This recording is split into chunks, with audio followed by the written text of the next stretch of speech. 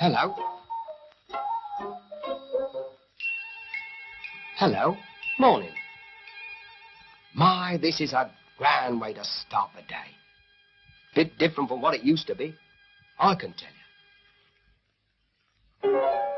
I can remember like it was yesterday. It wasn't half so comfortable. Took a bloke a good hour to get to work. As for the view, if you can call it a view, you needn't ask when you were getting near the town. You knew without looking. Still, what could you expect with drab-looking houses and ugly factories?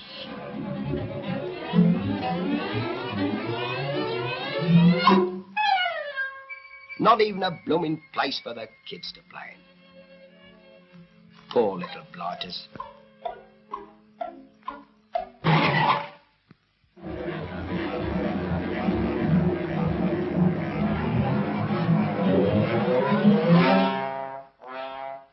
I tell you, by the time I got to work, I was all in. Well, one day I was proper fed up with it all. It seemed to me we'd made a real mess of things in our town. Still, if you can make a muck-up of things, you can put them right. Boy, that's when I had a great idea.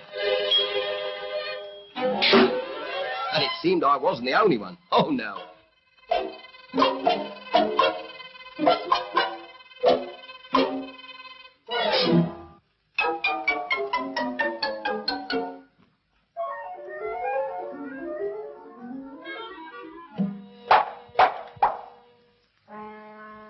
Let's start by seeing how our town looked 150 years ago.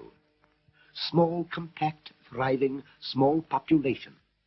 Then the Industrial Revolution happened. Industry moved into the town. It needed workers.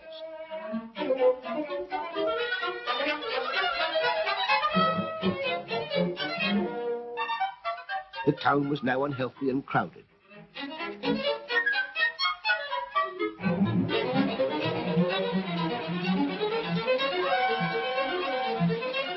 But as soon as new roads and railways were built, houses followed them and the congestion remained.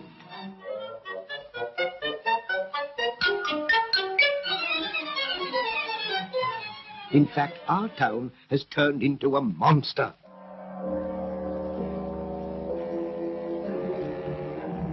The surrounding country is being eaten up bit by bit. Put a stop to it, quick. Right.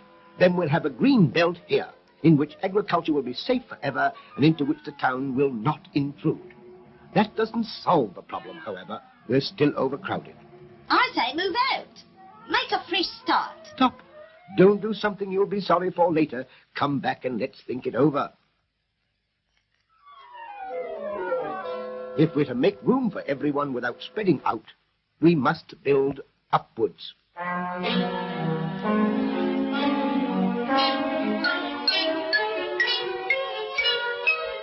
Don't be silly. I'd never get the pram up there.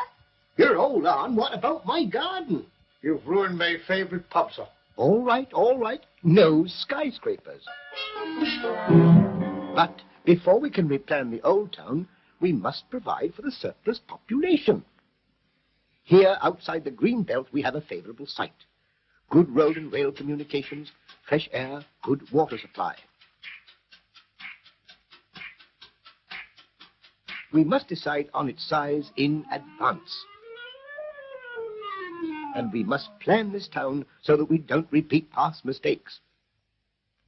First thing we all agreed on was to separate industry from dwelling houses. Industry here, close to through roads and railways. Residential area here, with not more than 5 minutes' travel from home to work. which means making cycle tracks and byroads linking up the two sections. Now, let's see what we need for good working conditions. Up-to-date factories with plenty of light and air. We'll need room for expansion. And good canteens, too. What we don't want is a lot of dirty smoke. You can keep that. Oh, we can't always cut down the smoke, but we can site the factory downwind. Our town was going to be a good place to work in and a grand place to live in, with plenty of open spaces, parks, and playing fields where people could enjoy them, flower gardens.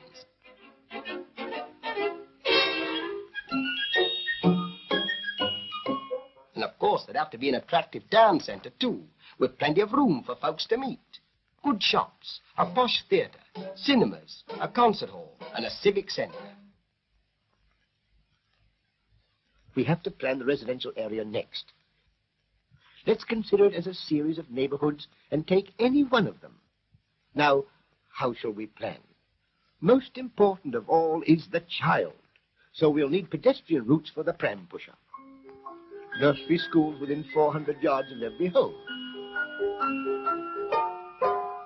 Primary schools within safe and easy reach. Each neighborhood must have its own Churches, community center. shopping districts. And lots of pubs right next door to me.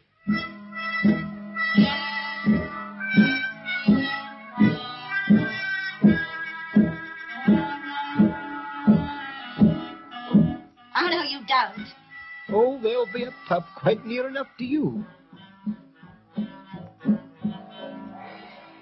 And finally, we started on the houses. The site was planned for maximum sunshine, and then everyone could take his choice. Detached houses,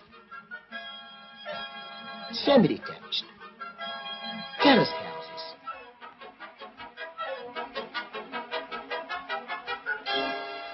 flats for people who wanted them, hostels where the young folks could get together, and bungalows for the old ones. And so we moved right in.